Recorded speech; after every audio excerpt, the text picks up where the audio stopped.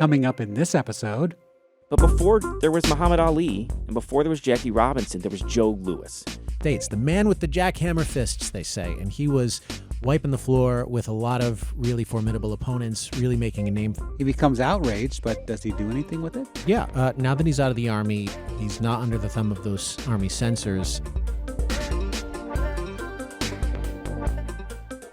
This podcast from Georgia Public Broadcasting highlights books with Georgia connections, hosted by two of your favorite public radio book nerds who also happen to be your hosts of All Things Considered on GPB. I'm Orlando Montoya.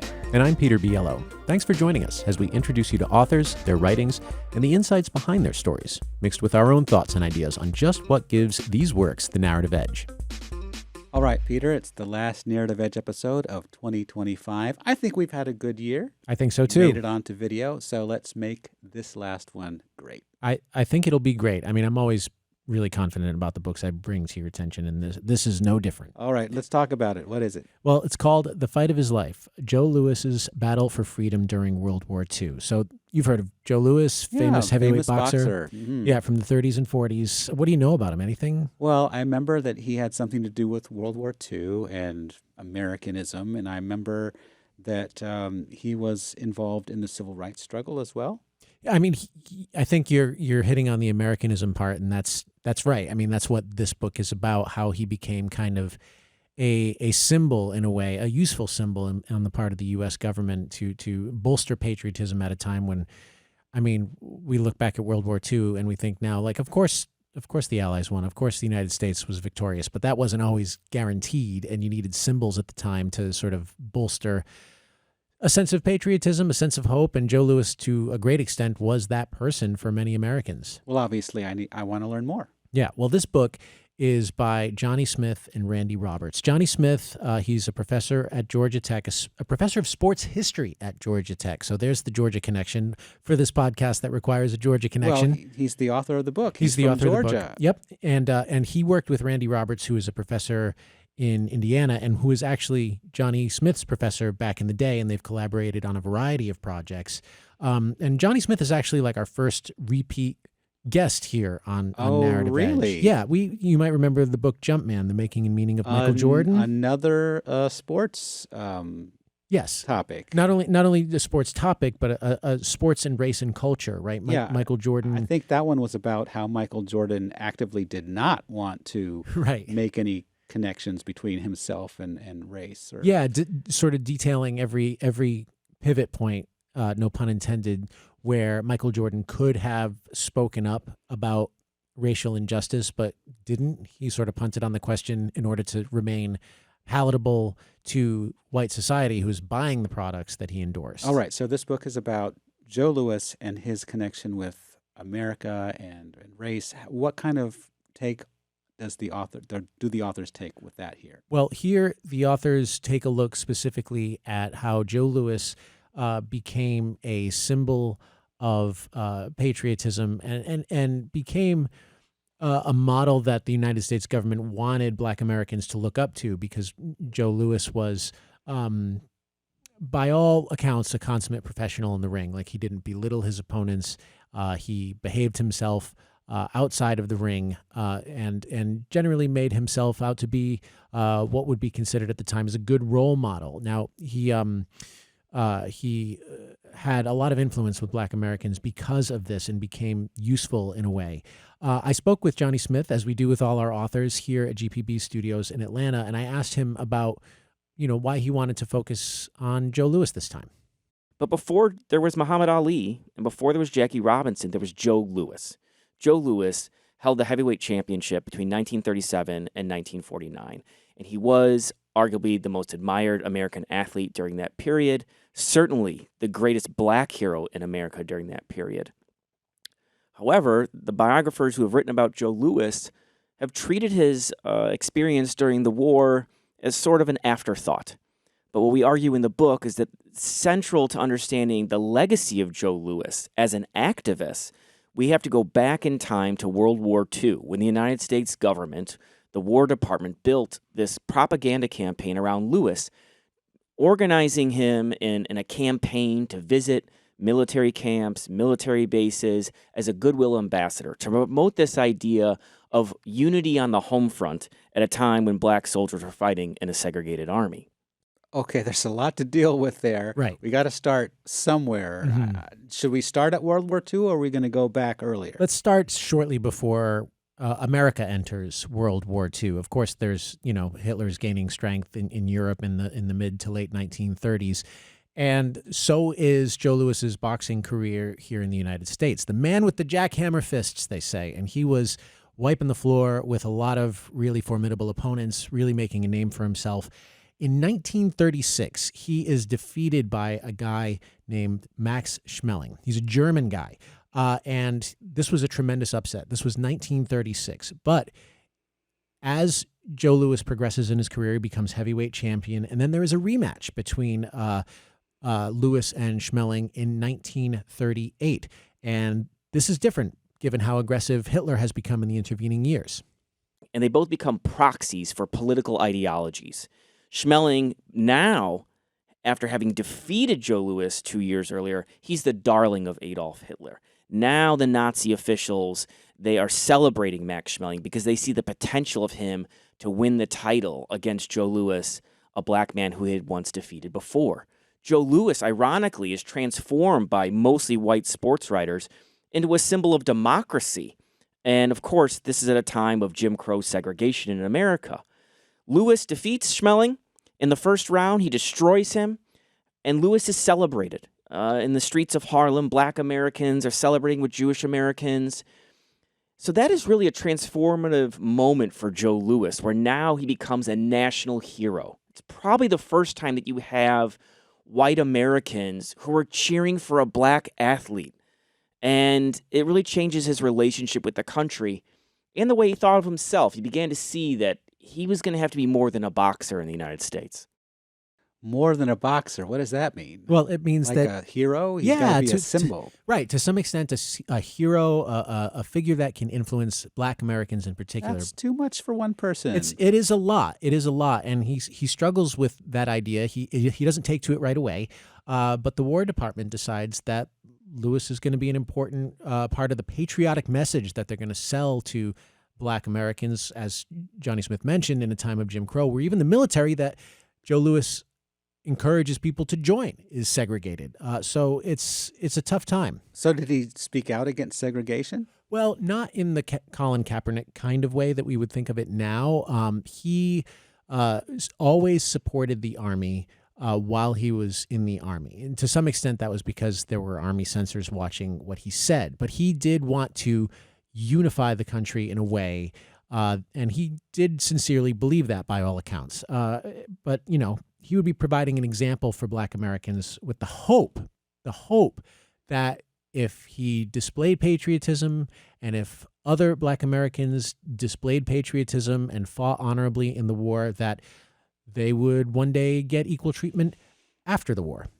And he said as much in short speeches that he believed that this war was also our war, meaning black America's war, because there were some political figures in black America who said, well, this is just the white man's war. We're supposed to be fighting for what Franklin Roosevelt calls democracy, when democracy does not exist for us here in America. We've seen the face of fascism in the Jim Crow South. But Louis insists, no, if we fight and we show we are American just as much as white soldiers, that we will enjoy our rights. But after the war ends, in the summer of 1946, we see white mobs attacking black veterans in uniform, and Louis becomes outraged. He becomes outraged, but does he do anything with it? Yeah. Now that he's out of the Army, he's not under the thumb of those Army censors. I asked Johnny Smith exactly that question. And he gives this speech in December of 1946 where he was being honored, and he says, I hate Jim Crow, I hate the poll tax, but I'm not going to let this hate control me. I'm going to do something about it. We must all come together, black soldiers, white soldiers, Americans, veterans, and take a stand against segregation, fight for our civil rights and our voting rights. And this is very new. This is 1946. This is before Jackie Robinson joins the Dodgers in 1947. Americans weren't accustomed to seeing black athletes speak out in political ways, to have a political message. Certainly not Joe Louis. This is a young man who grew up with a stutter. He was often uncomfortable giving interviews to white reporters, but he finds his voice over the course of the war, and he finds his mission. And he doesn't see himself as a leader, though Black Americans see him as a leader. And they admire him for taking a stand. And so he contributes to the NAACP and veterans groups. And it really becomes an important turning point, I think, because Joe Louis now offers a model for future Black athletes to use their influence, their power to press forward for change. So does he inspire future generations to push for change in a more forceful way? That, I would say, is his more concrete contribution to the civil rights struggle, that he provided an example. I mean, we didn't really talk about this that much, but, during his time in the military, he wasn't fighting. He wasn't in a combat role. There was no chance he was going to do that because of how important he was as a piece of propaganda. He did exhibition boxing matches both in the United States and abroad.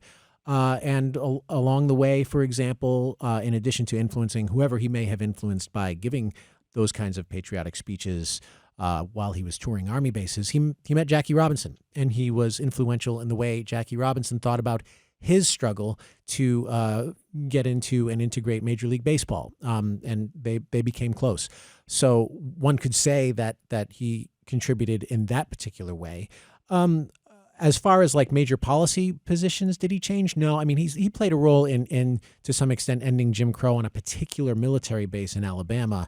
But we both know, Jim Crow survived for a very long time in the South, including in Alabama. Well, yeah, and the story goes on. I get the impression that this book is strictly about World War II. Right. So Yes, and about his efforts shortly after World War II when he sort of left the Army and was able to talk, like Johnny Smith talking about, for example, making more forceful speeches about injustice, about lynchings in Georgia, for example, that are referenced in this book, and contributions to the NAACP, as he mentioned, being more forceful as an advocate for social change. Because I would be very interested to see or to learn how did its image change after the tumult of the 60s and 70s.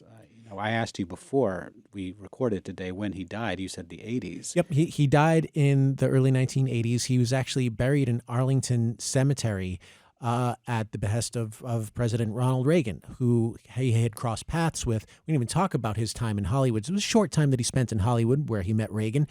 They were both actors at the time.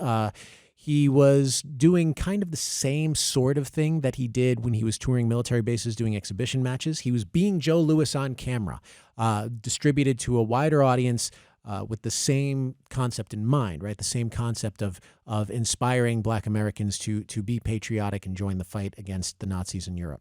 But did his image change, or did his that might persona change, or did they not even address that? That might be beyond the scope of this book, although it does not seem that was there a fall from grace? No, there wasn't any kind of like reputational or did damage. He become more shall we say militant in this whole MLK versus Malcolm X kind of thing? I would say that the remainder of his life struck the tone that you may have heard Johnny Smith speak about in that last clip, which was, I hate Jim Crow, but I'm not going to let hate consume me. He wanted Black people and white people to work together to end this system of oppression. So he always remained a uniter. Yes. Yeah, he always remained a uniter. He was celebrated for that. That could be the message that landed him the honor of being buried in Arlington Cemetery. Well, that's good to hear. Let's talk about the book itself in terms of its writerly characteristics, its words, and the narrative edge. Well, I always trust Johnny Smith's storytelling.